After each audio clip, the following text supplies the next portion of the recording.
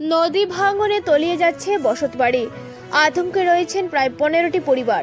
উধারবন্দ সমষ্টির আরকাটিপুর জিপির গোসাইপুর পার্ট 1 7 নম্বর ওয়ার্ডে মধুরা নদীর ভাঙনে তলিয়ে যাচ্ছে কয়েকটি পরিবার। বিগত 3-4 বছর থেকে প্রায় কয়েকশো মিটার জমি সহ একটি বসতবাড়ি এই মধুরা নদীর ভাঙনে তলিয়ে গেছে। বর্তমানে যদি প্রোটেকশন দেওয়া না হয় তাহলে এবার বর্ষার সময় 5 থেকে 6টি বসতবাড়ি এই নদী ভাঙনে তলিয়ে নিয়ে যাবে বলে আতঙ্কে রয়েছে এই কয়েকটি পরিবার। তাই স্থানীয় বিধায়ক সহ বিভাগীয় আধিকারিক তথা আসাম সরকারের দৃষ্টি আকর্ষণ করে বলেন, যে কোনো প্রকারে এই নদী ভাঙন থেকে তাদের বসতবাড়ি রক্ষা করার জন্য।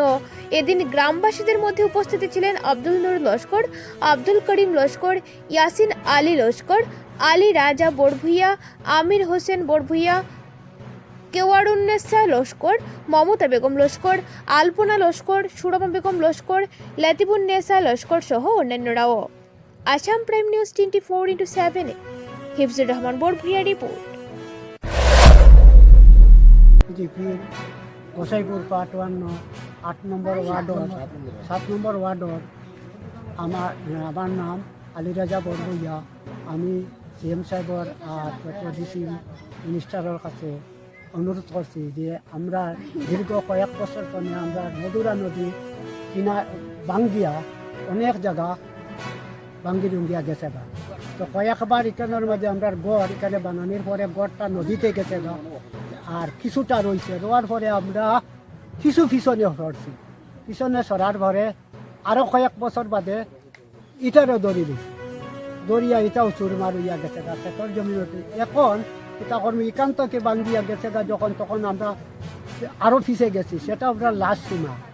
এখন দেখা যায় যে আমরা সিরিবার নদীটা আবার বাঙ্গিয়া এই বছর বাঙ্গিয়া আর গড়ের কিনারে আইছি।